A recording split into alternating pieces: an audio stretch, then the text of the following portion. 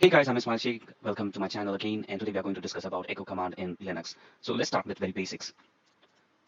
So if I use echo and if I want to print anything on my screen, let's say Ismail Sheikh, that will be directly printed on your screen. So that's how the echo command works. Now let's check how we can use it to remove spaces. So I'm going to type in echo -e, and let's say if I want to remove space between Ismail and Sheikh, I'm going to use \b, and let's complete this with double quotes, and you can see the space is removed. Now if you want to print each word on the next line, you can type in echo -e and then Ismail \n and the next word, that will be Sheikh. As you can see, the next word is on the next line. So that's how the echo works. Similarly, if you want to add spaces, tab spaces between your two words, you can do that by adding \t. Let's see how we can do that. Now, if I want to add a tab between two words, I can do that.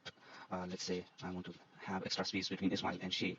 I will type in like this, and you can see extra space between two words has been created. The last example that I wanted to show is for the vertical spacing. Let's say if I want to have vertical spacing, I'm going to add echo -e and my first word, that will be Ismail, \b and the next word.